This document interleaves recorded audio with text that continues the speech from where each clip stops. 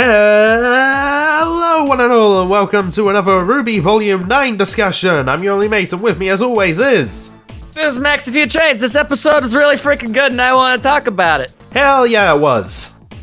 Yeah, it was good for literally both of us, honestly. But we'll get into all that. But like, dang, we be eating good today. In multiple ways. Of course, there's also some, there's sad stuff, but there's enough happy stuff for us on personal levels that we're able to overlook it. Yeah, I talked about this before we started recording. It's just like, yeah, all like the emotional, like, heavy stuff. It's not really my wheelhouse. I tend to do a little bit better when it comes to stuff like that. Yeah, I do try, but it's just like, I also just kind of want to focus on like the happy, cute stuff. I understand, but hey, that's what makes us a good duo. We're gonna be able to get through this. Alright then, so, anything of note of which to bring up before we just go ahead with it? Nothing I can think of that's relevant. And there you go. We're starting things up. That's what we're doing. Yeah, right from the beginning of the last episode, everyone's just kind of checking out the view of the Ever After. Yeah. And Yang actually calls out, so we just gonna stare at this all day, or... I appreciate that a lot. RWBY and Weiss are hesitant to believe such extraordinarily silly nonsense of them being in an actual factual fairy tale book. I love that Blake also doesn't even say anything, she just points at Little. Yeah, it's like, well, I mean, it's a pretty good point. You don't have to say anything. You just point to the talking mousey, and you know, world's gonna be kind of crazy. But Weiss is a little bit more resistant, and it's like, hey ho, let's just think about this logically, and lists all of the various things that have gone down so far, and Yang has to recount the fact that her arm was stolen by a talking raccoon, which. Look, we're gonna have to bring this up at some point. I don't know if that was an intentional reference or not, but if I had a nickel for every raccoon that had an interest in stealing robotic arms, I'd have 2 nickels. It's not a lot, but it's weird it's happened twice. That's all I'm saying. I knew you were going for that reference. I was just like, nope, don't say anything, let him finish. Yeah, it's interesting that it's happened this many times is all. Yeah. I mean, I think at this point, Marvel characters are also, like, on the table for, like, RWBY characters to be based off of, because we had Rhodes in the last volume who... We did. You cannot convince me he's not War Machine. Yeah, and no, I'm sorry, but it's just too hyper-specific. It's a talking raccoon that stole someone's robot arm. Like, that has to be on purpose.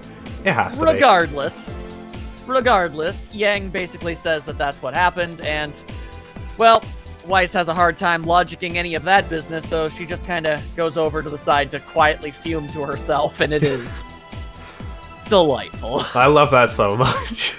Weiss none of this makes sense, and I'm frustrated. Yeah, no, Weiss is having a day, and she's going to continue to have a day. Yeah. That being said, they don't really have much, yeah. Before that, we kind of skipped over this when... It's just something cute I love when Weiss says RWBY made friends with a talking mouse. Little's just there going, friend! Yeah. Little is a friend. Little's just so happy. Yeah. And so a fun little side game, if you ever rewatch an episode from this volume so far, I just can't help but notice, really just watch Little in the background. Very often, you'll just kind of find them kind of miming RWBY's mannerisms a lot. Yeah, I noticed that too. It's really fun and adorable the way that they're doing that. Oh no, like, this scene, like, okay, because I know Weiss is having a little moment. Yeah, but if you look at Little... No, yeah, Little, like, looks to RWBY, sees what she's doing, and then it's just like, oh, I'm gonna do that pose too. It's like, she's making thinky face. Okay, I do that. And that's what it keeps doing. And it's adorable. It's tiny attention to detail. Also, Blake is honestly it reads like she's like, wow, I'm in a fairy tale book. I'm happy about this. Yeah. No, not only does she, like, just seems to... Not that she seems to be happy about being in a fairy tale, she knows exactly which fairy tale Which this is. one? The girl who fell Yeah. through the world, and name drops the ever after. Yeah. Weiss says, yo, you really gonna go ahead and be all like, we actually in a storybook we read as kids? And I mean, And again. I kind of want to bring this up, because I brought it up in my Watches video. Yes. Yeah, at this point, I don't know what's fiction and non-fiction anymore in RWBY. Yeah. Because all the fairy tales and storybooks have proven to be something. Yeah. Like, And you know, I can and- understand I can understand a lot of them. Like the Man with Two Souls, you can easily interpret that as somebody meeting Ozpin's one of his past lives and learning about such things and, you know, recounting them in a way into like a fantasy sort of novel type situation and it getting passed down into legend. Like that makes total sense to me. I get that. But who experienced the ever after? Alex. Like, I know, but like, so what? Did this Alex person not only exist, but then write a book about the experience? I mean, wouldn't you I mean, I at guess this point? I guess if you were going to go through all of this weird-ass trauma, you would try to cash in on the whole process, wouldn't you? Yeah, make bank. Guess I answered my own question. Yeah, it's just like, with all of that, it's just like, Weiss, there's actually a lot of good reason to just, like, kind of go with that. Yeah, It's well, like, she's well, the she's slowly maidens, learning to deal. the two brothers, and Yeah. the girl in the tower all turned out to be right as well. Yeah, So I mean, it's at just this like- point, honestly, it would have made a lot of sense for Blake to just outright say that to her. It's like, well, seeing as how many other fairy tales are inexplicably totally real, why wouldn't this one also be? I want someone to say that at some point. I mean, and there's still a lot of volume left, so who knows? True. But yeah, ultimately, Weiss just kind of has to relent. She doesn't really have a really good counter for it, so arms up, just kind of have to work with it. Yeah, Blake asked Little, hey, you ever heard of a girl named Alex? And Little just asks, Alex, is that a purpose? Alex, I mean, Little is very laser focused on a few subject matters. Yeah, and... Okay, so I'm gonna be calling back to Little when we get to a certain scene later, because it ties into, like, stuff I've been thinking about with Alex. But for now, Blake recalls the fairy tale, and it's just like, okay, so Alex fell from the sky, got caught by vines, met the hunter mice, fought a Jabberwocker, and got her weapon stolen by a talking raccoon. Bada boom. Which frustrates Weiss, because it's just like, you cannot be serious. Yeah. And then it comes Yang recalling the rest, and it's just like, okay, so this is basically what's going to happen in the rest of the volume. Yeah, but essentially. Yeah, okay, so she beat the Red King at a board game, met the Curious Cat, the Rusted Knight, and got out this place through the tree. Well, the tree is where they need to go. Yeah. At least that's as good of a theory as any at this point.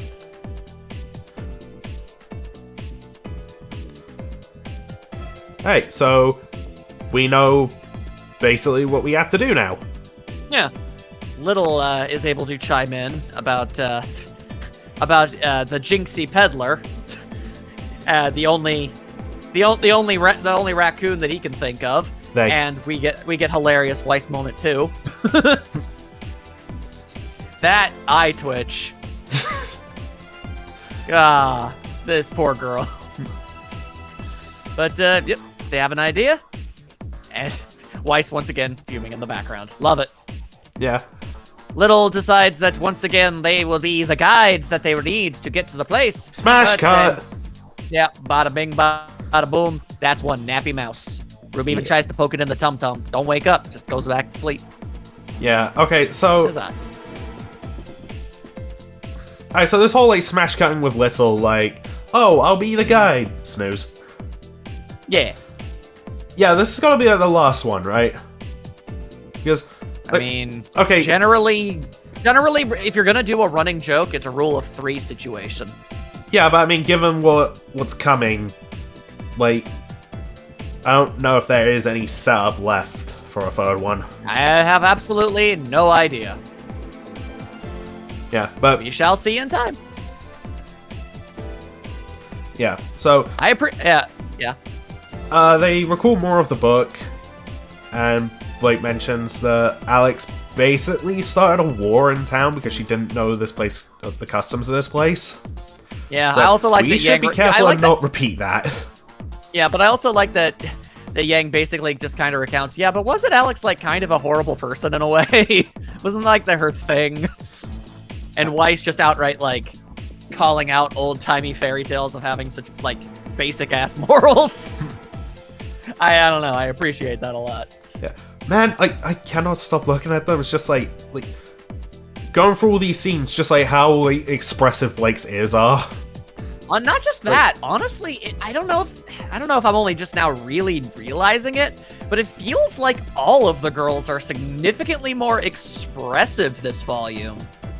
Well, I mean, there's less human characters to animate and worry about expressions. True, so maybe they're able to put in, like, the more effort into the minor details, but it seems like every time, if you decide to watch a scene, every single time and you decide to look at a different character, you're gonna notice they're all doing and reacting to things differently than everyone else, and it's very appreciated. It feels very real and lived and like live, you know? I don't know. I like it. Yeah, me too. So, the little talks about the whole situation just a little bit more, and Yang, about the Jinxie peddler, and Yang asks if perhaps they steal from the mice, if he steals from the mice at all. And Little says, "Oh no, he never steals. Just takes the stuff when we're not looking. Fair's fair." I'm gonna be calling back to this for a couple of reasons. Okay. And then Yang is not Yang, and then Weiss is sassy about it, and I enjoy that. But then Weiss also asks, "So how exactly did you lose your dang arm any ding dang way?" Yeah, Yang has herself a... Yeah. We get something that we see a lot in RWBY whenever they do, like, flashbacks and stuff. Yeah. It's drawn in a different art style. Oh, and I like it. It's stylish. Yeah. Also, did you notice the stars above Yang's head? Yes, they're the colors of her team. I appreciate that. Alright, so... we're gonna be on this scene for a while. Obviously, you gotta start, though. Yep. Okay, so... Yang recalls how, like, she was passed out from the fall, and when she woke up, the raccoon already stole her arm. Jesus, I love Blake in this scene. It's a very good scene. Come on, you must muster all of your gumption. You can do it. You can make it through this, my guy. I just start laughing and, like, this freaking smirk. Yeah. That's such a good face. I love it. Blake has really come into her own this volume, and she's basically a whole new person at this point. Much happier, much more carefree, and I'm all for it. And just making puns. Yeah, she. This is also something I've wanted for so long. She says to Yang, "So would you say he caught you unarmed?" Yeah. They have themselves like a little thing, and she says, "How disarming." Yeah. It cuts away, so you can't really, like, hear it too well, but if you listen super carefully, and someone on Twitter pointed this out, and I love this person for that. Yes? She makes 2 more. Ooh. Those are, I guess we'll have to catch the thief yellow-handed. And how fitting for a cash grabber. Damn. She is on fire. Yeah. And I'd also just very, very quickly like to point out the fact that with this one scene alone, Blake has made more puns than Yang has this entire franchise. Twice as many! So that's really funny to me. And she's the character stereotyped as the pun master. I know, right? So... ain't that crazy. So we can officially crown Blake the new pun queen. Yep, until Yang decides to retake that crown at any point. Yep. Alright, so... yeah, well, I've wanted to see... Now, hang on. I just want to point this out real quick, but we can continue, but I want to make sure, okay? After the puns, there's a thing that happens. You talk about that, but the thing that happens after that, I get to talk about because it's relevant to a character of my interests. Yeah, well, I mean, I think I'm also going to chime into that as well because of... Okay, I know. It's something for both of us, but... I know, but I want to be the one who says it. I want to say the line. Alright, so... I mentioned earlier that I've wanted to hear Blake make a pun for a while. In fact, like, if you watch, like, a bunch of my stuff, like... What If Blake Lost an Arm Instead, or you read my fanfiction, Be Family. Yeah. I had her make one in both of those. Yeah. Because I thought it would just make for cute scenes and like interactions. And as it turns out, you were completely right, because when they did it in canon, it sure had a good effect. Yeah, so much so it got Bumblebee trending on Twitter for 2 days afterwards. It did, which is insane. Yeah. Like, just this alone, oh my god, when they kiss, what's gonna happen? I do not know. Anyway, we'll get to that. But yes. And before you watch the episode, because, like, you weren't able to watch it, like, immediately because of reasons, I did give you a super, like, non-context spoiler by just saying, like, something that happened in my fanfic happened in this episode. Yeah. So oddly specific, and it's just like, oh yeah, it's Blake making a pun. Yeah, I was like, man, a lot of stuff happened in that fanfiction. And I love it. I'm glad. So that was a lot of fun. Yeah, and it's just like Blake's body language too. It's just like the whole like hands behind her back, and Sassy cat. Yeah, the playful shoving that they do, like just the laughing. It's like she took that one moment from the previous volume of like, did she figure that out before you did, and like amping it up by like 50. Like Blake is becoming a sassy cat. I mean, she always has been. I know, but like she's being aggressive about it and giggly, and it's nice. It's a nice change. I'm happy to see her happy. Same. And this scene where they both like kind of want to hold hands, but like they both make they both reach for it. They both reach for it, but they hesitate. And who sees this? And what's this where I pass it over to you? Yeah, there we go. It's Weiss. She's watching the whole dang thing, and she says something that we've been hoping we would, at least, something adjacent to what we were hoping for this whole damn time. And she says, it's about time. Boom. Weiss has been very much aware of their mutual interest in each other for a while now. Now, granted, this could have been argued way back when she had that extraordinarily hilarious reaction to them going out to that dance club, and right before she decides to just go with Oscar and John to the movies, just like, that yep moment. Yeah. But this hard confirms it. It's like, about damn time these two are actually making progress towards this. Like, we don't know an exact time frame for when she realized that this was going to be a thing, but I like to think that it's been for a really long time, and she's just been waiting. I would kind of like to think that she's known since Beacon. And like, when everything was like, when Yang was angry at Haven. Yeah. Like, I was literally just about to bring that up. Yeah, so she had that talk and was just like part of it had to absolutely be fueled by the notion of like, okay, so look, like I've seen you two for a long time. I'm like 95% sure that there is a legitimate romantic connection going on here, and it would really suck to just toss that all away due to this particular moment. That sort of thing, Like, you don't want to throw away this relationship, because if you try to repair it and it works out, it would be phenomenal for both of you. And well, that very much is true. Yeah. So they're just, I'm very happy about that. Like, the way they're just like so flirty and happy is just like, you can kind of thank Weiss for that. Yeah. Well, I mean, that's entirely undeniable. I mean, it's not a sure 100% guarantee that they wouldn't have been able to reconcile had Weiss not had that talk with Yang. But Weiss did play a part.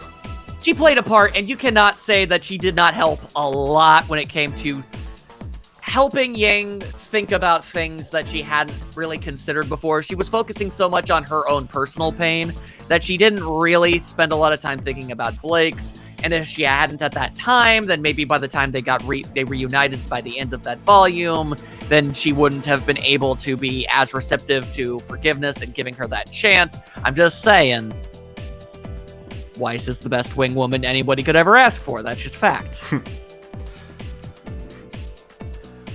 RWBY is either not... Oh, yes. I was just gonna say, like... Yes? Yeah, we were right on the money with, like, this whole thing. Oh, absolutely. Now, RWBY is either not aware, or what is also very possible at this moment. And which She I has a lot think, on her mind. It isn't fully paying attention.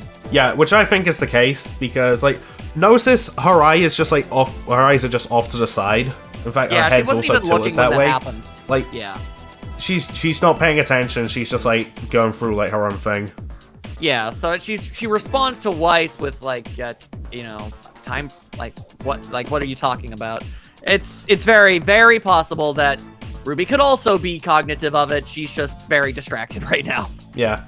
I mean, it's also possible that maybe Ruby is just like completely oblivious to it as well. Like, She could be. Like, I just don't want to assume that. yeah, I know that's popular headcanon as well, and It is I because think I've even seen a couple like fan comics that even go into that. yeah, one of the most a very, very popular fan like interpretation for Ruby is that she is like next level oblivious when it comes to anything in regards to romance in any capacity.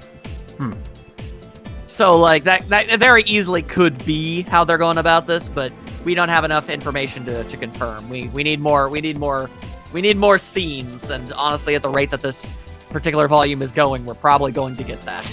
Yeah, like, okay, just based on these 2 episodes and how everything has like progressed to this point, they've gotta like hard confirm it like in this volume, right?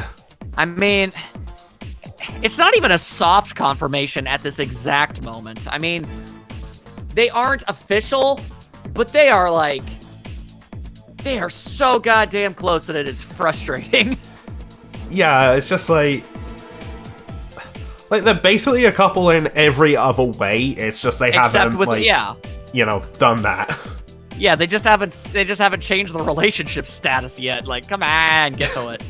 Yeah. Eh. You know what? All right. For everyone in the comments, when they kiss, because that's gotta happen. It's inevitable. Who's gonna initiate, Blake or Yang? It's gotta be Blake. I would love it to be Blake.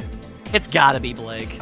Or Her character development has just been too perfect. It has to be. Or third possibility. This would make for the fan comic, by the way.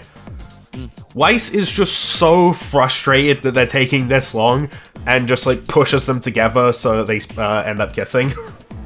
It's like that ancient meme. Now kiss. Just holding the back of their heads. Just do it. I'm tired. 10 years.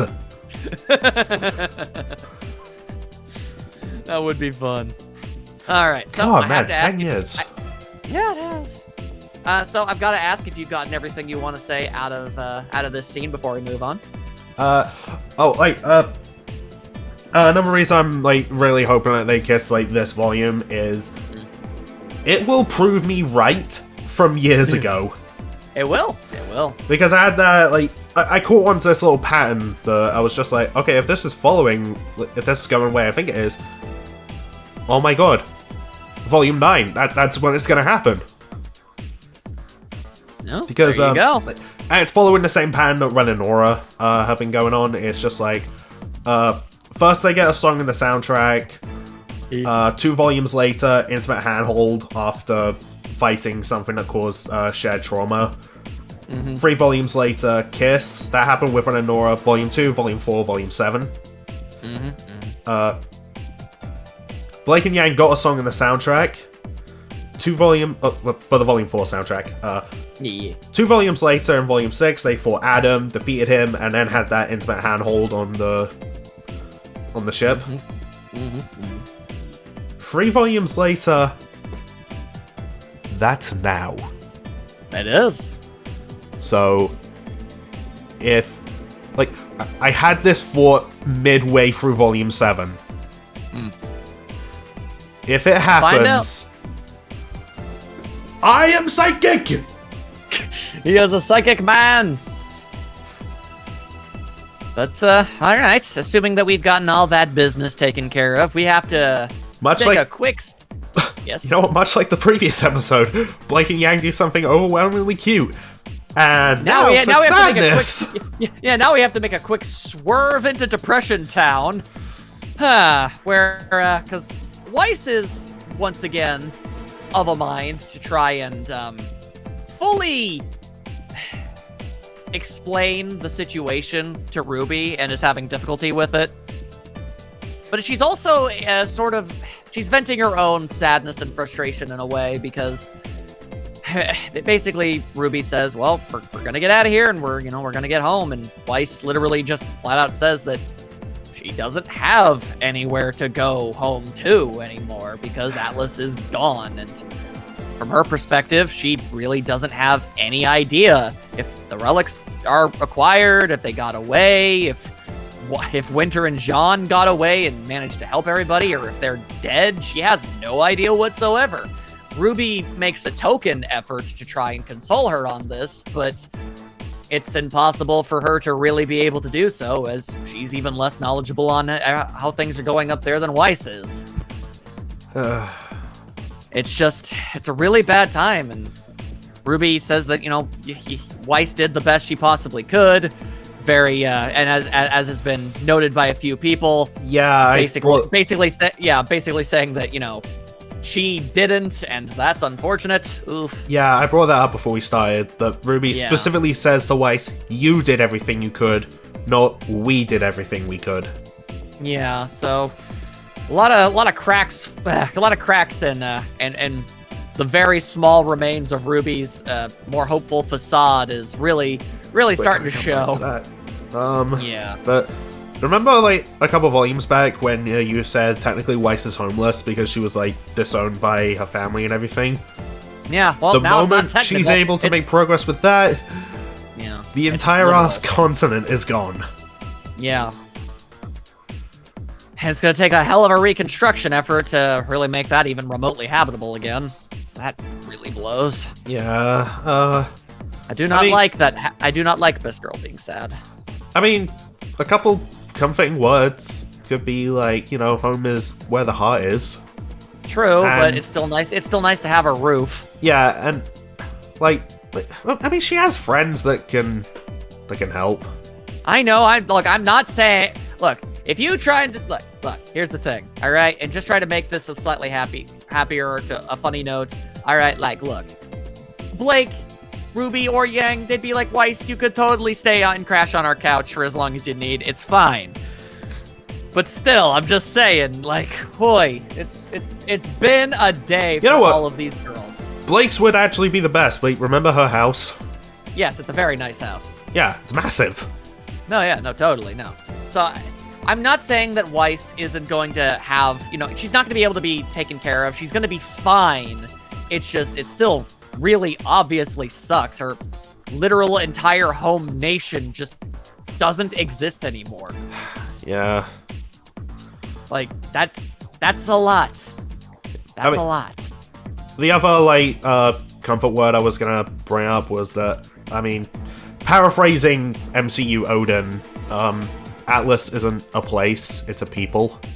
Yeah, it is. And you saved, most of Atlas. Yeah, the greater majority of it has been saved. Yeah. But, still, from Team Ruby's perspective, they only know so much. Did it work? Is everyone in Atlas safe? They might have gotten to Vacchio, but what after that? They don't know. We don't actually know. We assume Winter kicked a load of ass and everybody is safe in Vacchio now, but we don't know. I think, no, Weiss knows that, the people made it out. Yes, but she doesn't know. She knows they got to Vacchio, but after getting there, who knows? Yeah. That's simply a fact. There's too many unknowns. They can't, they got that far, but was that far enough? And, Weiss decides, all right, so hey, ho, Penny, I know that was a lot to hear. Ruby Weiss just walks away. She just nopes out of that conversation entirely. I feel like... Okay, so here's the thing. This pause that Weiss has, it's just just right there, it's just it's gonna be eating up Weiss inside, just that she hasn't told Ruby the whole story. Yeah, the thing is, it's clear Weiss wants to, and at this point, I feel like Ruby realizes that Weiss is trying to tell her something in addition to all of this. And she just doesn't want to know whatever it is, and it's not going to be fun when it comes out. No, it's really not, because as my good friend Knight said, grief can cause some very interesting emotional moments in people, and once RWBY has the full story, I don't know. I feel like it's very likely we're going to see a side of RWBY that we have never seen before, and it's not going to be pleasant. Yeah, we're going to be calling back to this later in like one of the last scenes. Yeah. Anywho, they get to the bridge. Oh yeah, now for something cute. The very, very dangerous bridge. Have you noticed like this tone for the volume? Something cute, something heavy hitting and depressing, something cute. Yeah, it's gonna keep doing that. Yeah. It's just like, we think we're in for something adorable, and then the rug gets pulled out from under us. And we're just like, now I'm sad. Yeah. So hey, they get to the bridge, and Little's all like, "Hey, yo, we made it to the town. That's great." And but all that jazz, and basically reveals the information that literally has never been out this far away from the village before, and has no idea how to get back. Which results in some truly epic reaction images from all four of them. I mean, my God. Like, these are some S-tier faces from all four of them. All of them showing off entirely different emotions, which is amazing. Yeah. Got anger, frustration, sympathy, and fear all at the same time. It's amazing. I think Blake's is my favorite. Of course it is. It's just like her eyes, and it's just like the way she's like covering her mouth. She's just like, "Oh, you poor mouse." You poor mouse, you don't know how to get home. Ugh. Anyway, Weiss decides that she'll take charge of the situation. Oh, but before Weiss says anything, I want to just talk about this little thing. Go for it. Lissel building a house and just like having that little sing song and like doing a little dance, like building a house, gonna find my purpose in life in my nice house. Just like, someone get this mouse on a t-shirt stat. Yeah, this is the kind of positivity. This is the kind of positivity we need right now. Yeah, that can-do attitude is what the world needs. Absolutely. Anywho, so Weiss basically just says, "Hey, so you want to just keep coming with us?" And as Little's new house falls apart, they decide that perhaps that is the right call. Yeah. Probably for the best. Then they head into town, and the town is full of meeple. Yeah, little board game people. I love it. A little unicorn and an owl and a lion. It's nice. Blake just says, "Hey, ho, so just try to act like you totally belong here and that this isn't weird." And this also, "I've always wanted to belong, but I'm just small." Which does get Yang to chuckle. It's a very good line. Yeah, and I want to call out some of the signs that we see. Sure, go for it. Like there's like a baby place called Cribbage. Yeah. There's a domino flooring place. Mm-hmm. Let's see.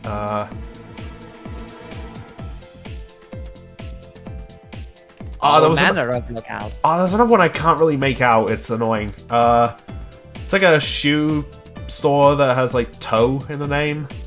Mm-hmm. And I think my favorite one is the bakery, which is Patty Cakes. Yeah. It's like, man, RWBY puts so much detail into this. Yeah. It's just like, for constructing an entirely new world from scratch that we've never seen before, it's surprisingly detailed. I really appreciate it. And we wonder why this volume needed an extra year. Yeah. It's like, the kind of, a lot of stuff that needed to be done. My goodness. Anywho, they make it further into town and they find the Jinxie peddlers, a caravan, as it were. Yeah. And they're basically trying to figure out stuff like, how on earth is this gonna go about? And Yang's all like, I could punch him. And Blake's all like, no, you need to do this the right way. And Yang's all like, I see you, I get you, I understand you, but I'd much rather punch him.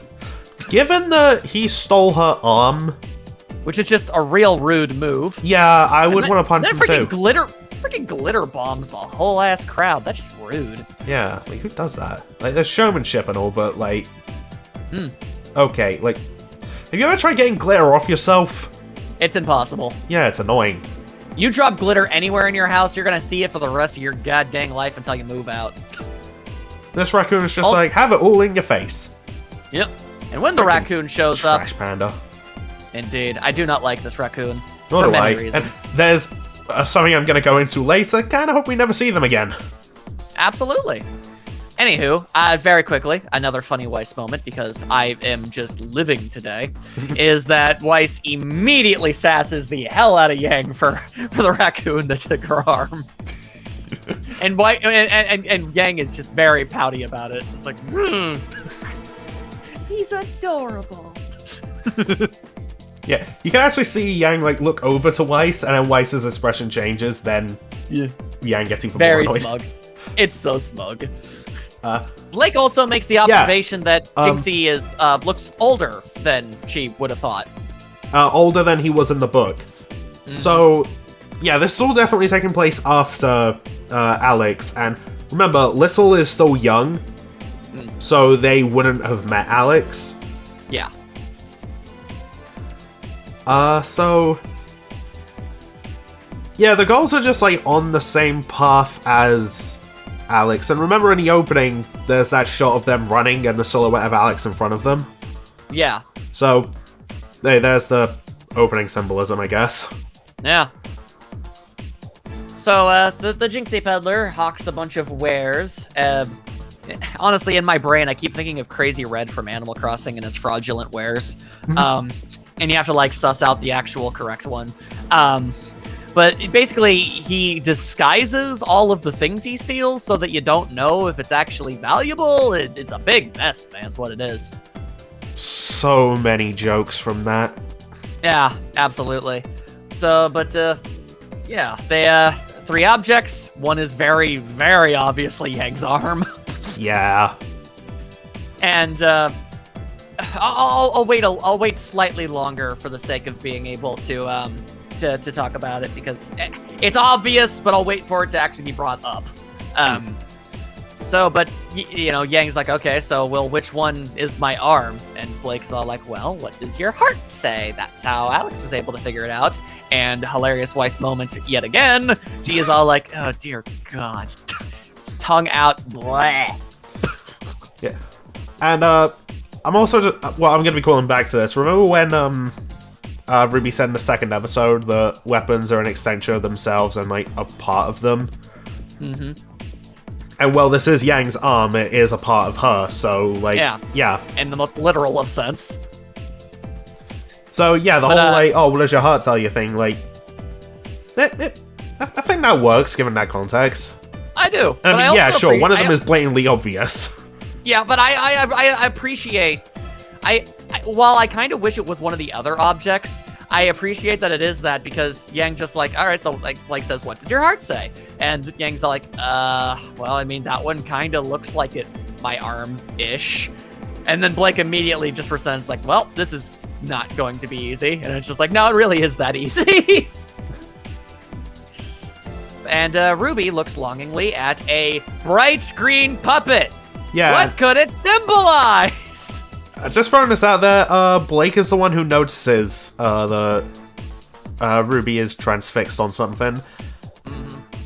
It be calling to her. Yeah, Blake's being quite attentive to RWBY. Cheers. Well, as we know, RWBY be going through some stuff, man.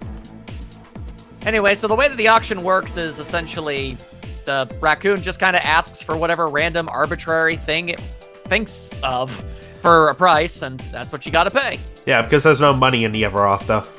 Yeah. So, I don't know how the hell commerce is supposed to even tangibly work, but there you go. Regardless. Oh, I have a bad joke for, like, this bit. Oh, I bet you do. The price for the jeweled rabbit is a hug. Little is adorable and says that hugs are very valuable. Man, it's a good thing this world didn't have to go through 2020. I'm just saying, their Indeed. economy would have collapsed. Indeed, it's a hug-based economy. Yeah. Most unfortunate. And Oh, sorry. I just saw. After Little says that hugs are valuable, he hugs a big chunk of Ruby's hair. It's cute. Yeah, we kind of skipped over this, but they asked, oh, so what did Alex have to give up for her dagger? Her saddest memory and her happiest. Yeah. So that's interesting. And, Yeah. Basically, the raccoon asks for a lot of arbitrary things. Next up on the docket is an object the object that Yang suspects is her arm, and immediately she gets put into a bidding war with Nick Kramer. Hell yeah! I am so happy to hear Nick and Ruby. He got in. I'm happy. I'm sorry. Like, dude has he's a ridiculously distinctive voice. I'm just like immediately, the first thing I said is like, "Hi, Nick." Like, the annoying thing is, and I brought up in my video, it's just like, I recognized his voice, but for some reason I couldn't pinpoint it when I was first watching it. Oh, that's unfortunate. So, you ever have that moment where you're watching something and you're just like, oh, I know that voice. Like, where do I know that person from? I totally have. I was just lucky in this instance where I was just immediately able to go. It's like, oh, yeah, no, that's him. But yeah, they both want Nick it. is Unfortunately, I just want to say, Nick is, like, ungodly nice. Oh, yeah, no, he's, like top tier dude. Super swell dude. And I think his voice just fits this. And he just does, he gives a great performance for, like, what little lines he has. This dorky, over-eager and overzealous, like, toy soldier. It works perfectly. Unfortunately, the price for Yang's arm is apparently the ability to know what it feels like to be loved, which is... Yeah, knowing what it is to feel loved.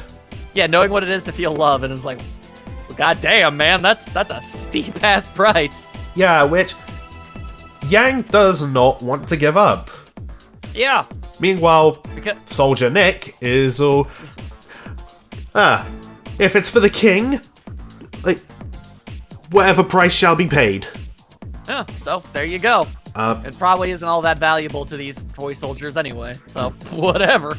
Yeah, and I want to get behind some of the symbolism with this, because we're going to get into it for the next one.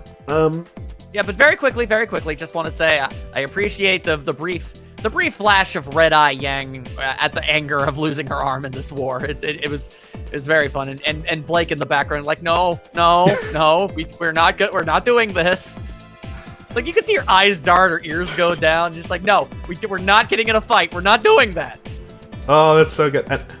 But yeah, okay, real quick before I get into the symbolism, we brought up the no aura theory last time. Oh, right. Yeah. This and a shot of Neo in the trailer. Yeah. No, semblances still work. Yeah, the semblances and therefore aura have to still work. Yeah, so... Yang's eyes changed because of her semblance. So, yeah, that's... Yeah. So, our whole thing of wanting a semblance evolution, that could still be a thing. Yeah, totally could, and I'm very happy about that. We are in a peak situation of emotional development. Now is the time for a girl to get an evolved semblance. Ruby is the highest possible option here, obviously, because she's going to be going through the most. But anybody will do. I'll take anything here. Yeah. I still love my idea for Blake's. Yeah, totally. But anyway. Yang is about to go ham crazy. Oh, the symbolism, right? Yeah. Sorry. Okay, so... knowing what it means to feel loved for Yang's arm. Yeah. Okay. So, how Yang lost her arm and, ended up with the prosthetic in the first place was through an act of love defending Blake. And, whether she knows it or not. Yeah, and, remember when Adam said to Blake, I'm gonna make it my mission to destroy everything you love, looks over to Yang and sees the way that Blake is looking at her, starting with her. Yeah. So, yeah, let's tie into that. But also, when Yang first put on her prosthetic, it was kind of through Tai. Well, no, not kind of. It was through love and support from Tai that she was able to do that. Mm-hmm. So. Yeah. It's actually it's honestly kind of interesting because it took familiar love from a family member in order to get Yang to get back up and get her head back into the game. It took the love of a close friend in Weiss to smooth things over to a possible, to level her out, quell her rage and resentment, and then in order to lead to romantic love with Blake. It's a neat little domino effect with that one. I see you, RWBY. Well, no, we see you. Yeah, thank you. I am also here and know things. Sorry. Yeah. So yeah. There's some cute symbolism. Prepare for depressing ones. Yeah, there's the cute and then the sad. Yeah, because Yang is about to. Yeah, hang on. Yang is about to go crazy and do violence, and Blake doesn't know how to stop that mess. But Ruby's all like, "Nah, I want to bid for that. I want to bid for that doll because it's calling out to her." Her friends are obviously confused because but why though? And then, the price for the doll is enough hope to fill the jar. Which, if you watch the scene, the jar kind of magnifies the doll and borderline looks like it's inside the jar. Yeah. Ruby ain't got no hope. She doesn't have enough to fill the jar. Yeah. Luckily, while Ruby may not have any hope in her heart anymore, she does have a tiny little mouse who will steal for her. Well, technically, he wasn't looking, so yeah. Fair. That's how it works. Jinxie's own logic used against him. Boom. There you go. So yeah, little causes a bit of a stir, which. Boom, which dissolves the magic on the various items. Because the magic is meant to, no one's meant to touch it until the deal is made. Yeah. So since Little has done this, the magic on all the items breaks, and the doll turns into Penny's sword. Yes, but hang on, before we get sad, Yang's arm turns back into Yang's arm, and the toy soldier is horrified by the fact that he is now holding a severed arm. And throws that thing, giving Yang the opportunity to go in for that mess. By the way, when she picks it up and, has a tug of war for it, and she, makes it shoot. Yeah, sorry. Did you notice that she shoots it kind of like a sidearm, Western style? She shoots the guard with the gun arm as if it were like a actual hand gun. That is amazing. I love that so much. Smirking all the while at the same time. Yeah, and yeah, Blake's whole oh god, no, face. What's happening? I love that. And Ruby makes a mad dash for the sword. Before we talk about the sword, I want to bring this up as well. Yes. The rabbit turns into a mouse. Yeah. Eating a cheese. Okay, so when Lissel said that the raccoon just takes stuff they're not looking at, that includes, people, essentially. Yeah, because these are sentient talking mice, so they borderline are just people. So, what we can infer from this is that the Jinxie Peddler is into trafficking of people. Yeah, I was tempted to bring that up in my video. It's just is this the equivalent of human trafficking for mice? Essentially, yes. It very much is. The raccoon is not a good person. No, and honestly, that gets so messed up the more you think about it. Yeah, I almost feel like you're not supposed to think about it that hard, but, if it's happened once, it's definitely had to have ended up happening again. I'm just saying. It's very unlikely to be the first time.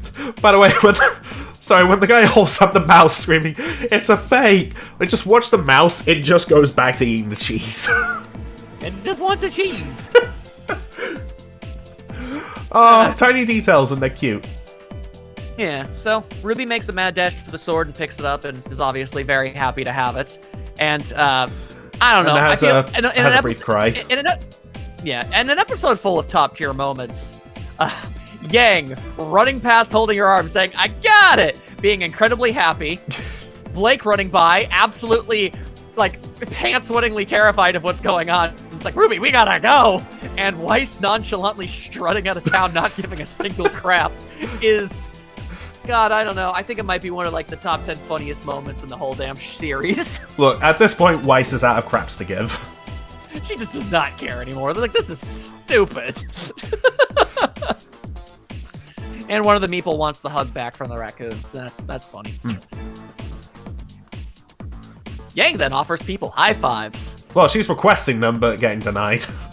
Yeah, she requests high fives from people with her severed arm, and no one is being receptive of it. Yeah.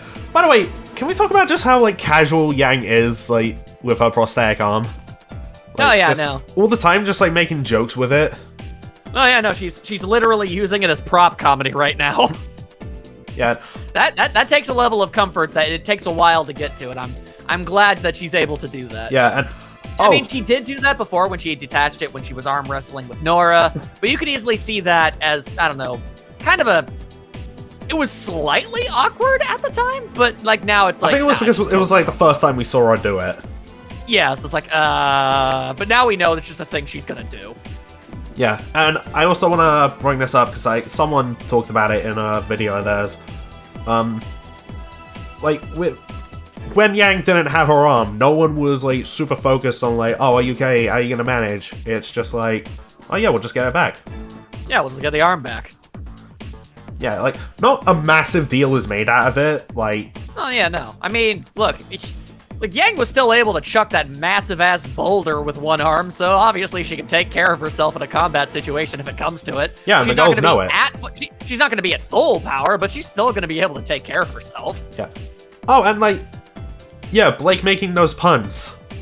Yeah. Like, oh, you lost your arm? Like, makes a joke. Yeah. Like, oh yeah, Yang does it. Yeah. So it's like it was meant to be. Meant to be? Sure. Sorry. Anyway, Blake is intensely distressed about how everything is going horribly wrong. Yeah, because she was hoping, like, look, Alex started a war, let's not do that. Oh dear God, we did it, why? Yeah, I was trying to avoid that.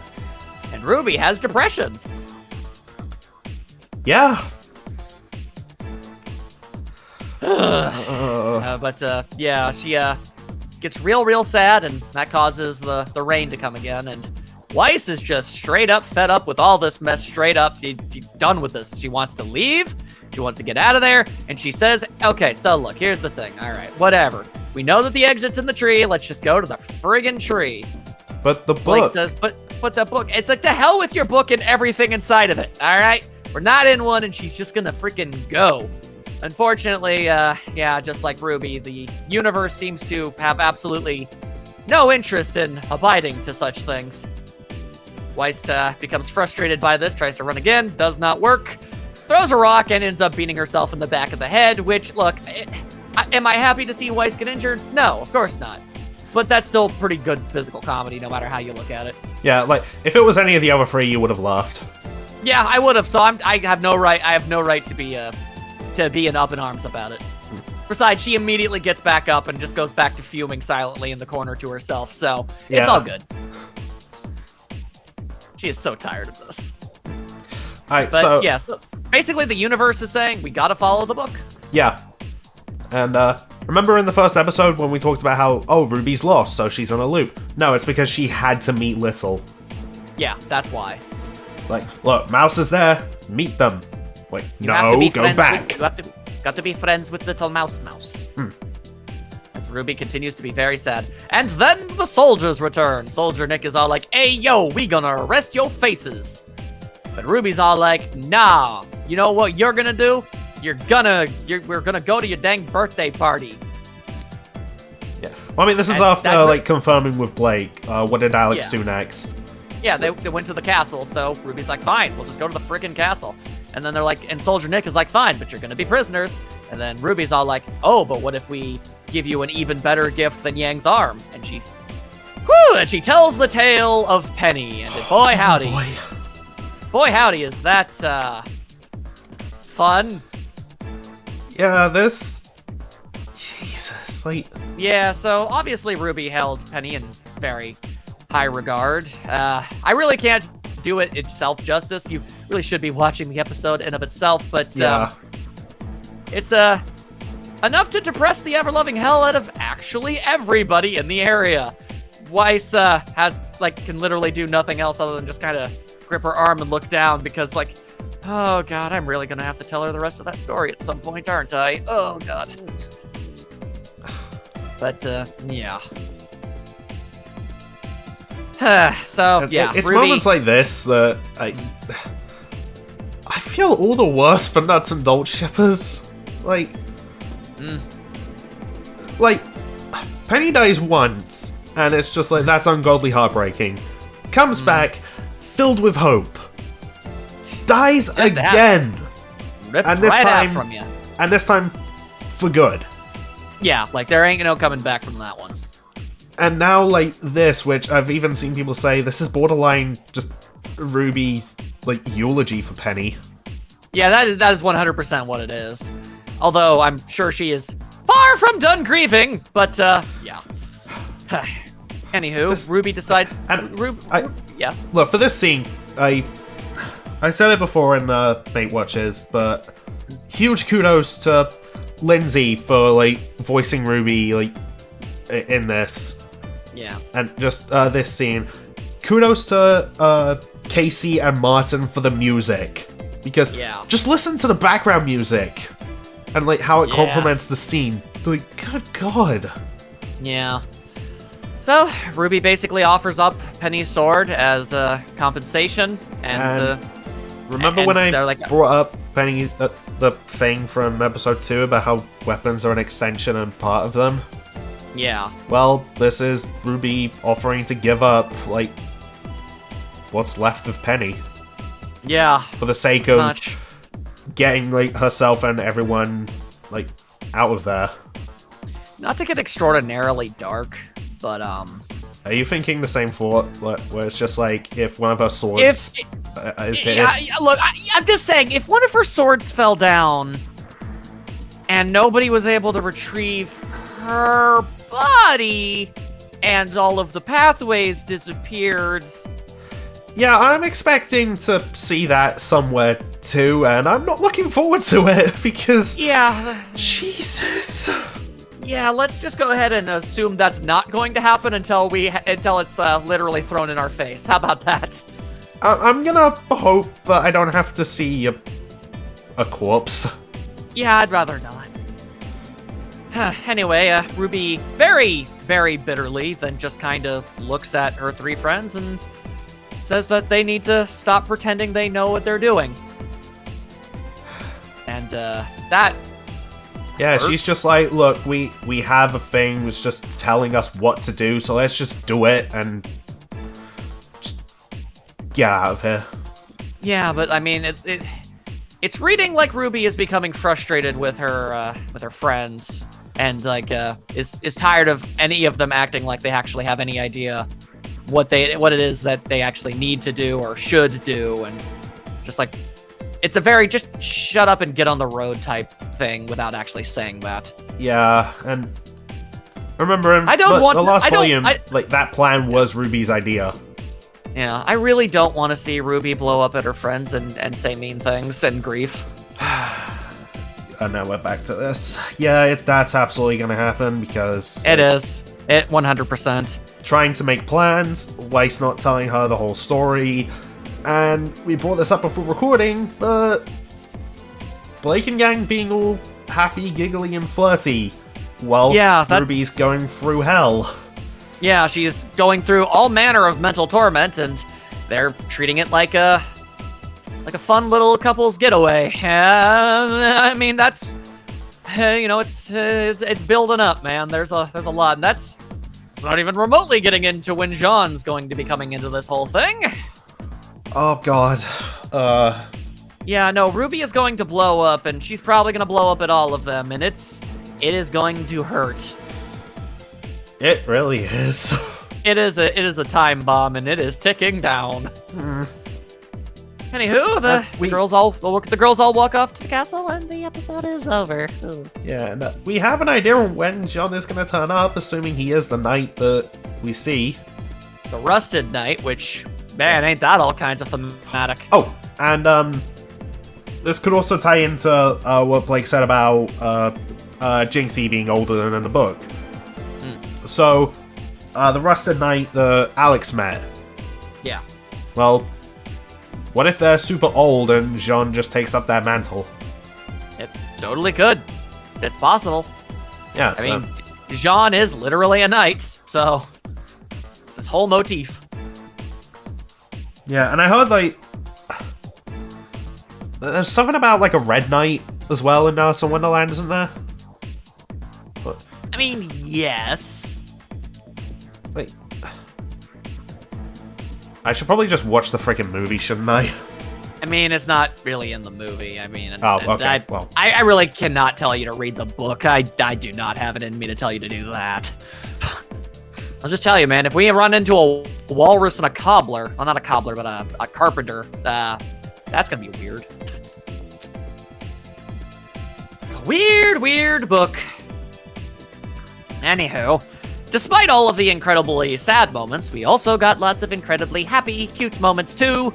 I almost feel like they're doing it deliberately because, I mean, if you have too much of one or the other, it's too much and not good. So you need the good to outweigh the bad, and you need the bad to keep you grounded. Yeah, yeah, we've got all this Bumblebee stuff, and we're just like, oh my god, it's gonna lead to a kiss. It's gonna be great. But then, and Weiss also. But then we've got Ruby's like whole thing, and if she blows up and like snaps at everybody. And brings up, it's just like, oh yeah, well this is going on, and you two were doing that. Mm-hmm. Oh boy. I feel like, I'm starting to feel like that is going to happen, and I'm not looking forward to it, because... Yeah. It's going to make my heart hurt, okay? It is, I mean, I've been through so much. Don't take it out on your friends, even though I know for a fact you're going to, because it's not like you have anyone else to take it out on other than yourself, which I'm sure you'll probably do too. Yeah, grief does all sorts of things to people. Oh yeah, it's different depending on the person. No thanks. No thanks. Anywho, despite that, I mean, the show is making us feel negative emotions, but that just means it's well written and it's doing its job. Oh yeah. So it's a good thing that it's making us feel things. Simple as that. Anywho, I really freaking loved this episode. Oh, same. Altercation at the auspicious auction, which we did not get the title of, so there you go. Jesus, that's a mouthful. It really is. I feel like, I mean, also, the first nice one alliteration. place a particular concern. Yeah, so I feel like all of them are going to be like, all like that. We're gonna see a lot of funny titles. Well, I'm not really sure how much more there is to say. Oh, there's that theory that Nightstar had that you want to talk about. Yeah, alright, sure, we can at least briefly bring this up. So, apparently, and he's not the only one thinking this. Yeah, I think I have seen this around. Yeah, so basically, the girl that's in the intro that we don't technically know, which could be Alex, but, I mean, it could also technically be both. The proposed theory is that, in one way or another, that girl is Penny. She has a very similar outfit to Penny, and she also has a similar enough hairstyle when you account for the fact that she also has a very similar skin and eye color to Pietro. So, it's like if Penny was a biological daughter, that's how Penny would look? I'd have to question, like, how, though? I don't have the slightest. This place is very weird. Maybe... I can't believe I'm even going to entertain this notion. Maybe it's what happened to Penny's corpse. Huh. I don't have any way of being certain of that being the case. It's just a thought that came into my head. Oh, hang on. Like, you know, if that's the case, well, then would she have Penny's memories, or would she just be a brand new person? That I can't say until we actually meet this person. Because assuming we do at all. Because if it's a brand new person, I hate them struggling with the name. Hang on, It's okay. I'm gonna look this up. Yeah, I mean, quite frankly, considering the way that the intro is structured, it could easily be read as Alex leading them through this actual journey, and she's going to join them at some point, or it's meant to be more of a metaphysical sort of thing, and it's more like like they're following her footsteps, as it were. Yeah, I was thinking like, oh, if this is like a new person born from Penny, say there's like something drawing her to like Team RWBY in particular. That would be kind of like Natsunagi from The Detective Is Already Dead. Who, by the way, is voiced by Aaron Zek. Indeed. But anyway, so she's a girl who was like born with a pretty serious heart condition, so she was basically like growing up in hospital beds. And right. Life was rough. I would imagine. And I mentioned, oh, the detective is already dead. That's kind of the whole prospect. A detective is dead. And okay, it's a bit of a spoiler, but it's kind of obvious. So when the detective died, she was also an organ donor. There was a whole bunch of other stuff that happened. It's weird. But her heart went to Natsunagi. And that heart basically drew her to someone that the detective knew. And was very close with, wink wink. So I thought, oh my god, it'd be like that. That's totally possible. Yeah. Also, as just a side note, and I don't know, I guess as maybe a possible crumb tossed to the nuts and bolts shippers, we kind of talked about this off screen a little bit. I feel like by the end of this volume, we'll know for certain exactly RWBY's specific feelings on this whole on Penny. Whether or not it was 100% platonic, whether or not there was something else there, I don't know. I just feel like we're probably gonna know by the end of this. I mean, it's not really much of a consolation prize, because even if this is some sort of reborn Penny, even if it does have her memories, I can't imagine she'd be able to leave this place anyway. Oh man, that'd be heartbreaking. I mean, like things that are from the Ever After can't leave the Ever After. So. Oh no, that means Little stays too. No, I mean, we don't know. It could mean that. It could not mean that. Until we actually get to the ends, it's all just pure speculation. But you know, that's kind of what we do. Speculate wildly. Yeah, like how the shrinking shenanigans are gonna go.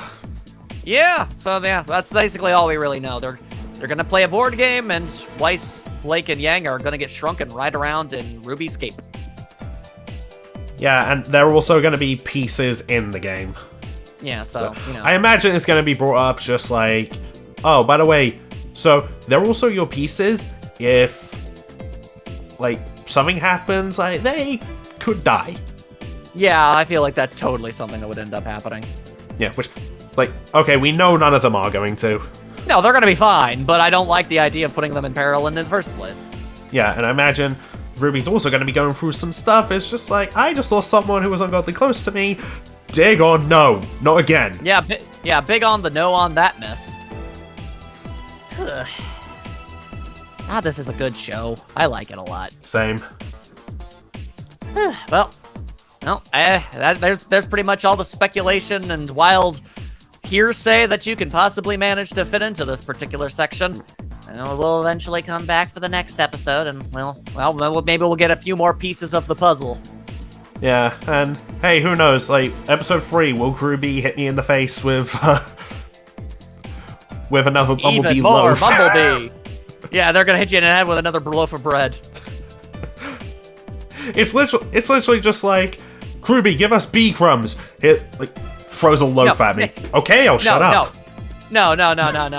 You asked for B crumbs, and then freaking Carrie kicked your door down and slapped you upside the face with a whole ass loaf of bread. Is what he did. It's like, goddamn. All right then. I'm just picturing that in my head. Yeah, it's a fun image. Well, there you go. Hopefully you all enjoyed our usual ramblings, and we will see you all very soon for the next one. Bye. Farewell. Weiss was MVP!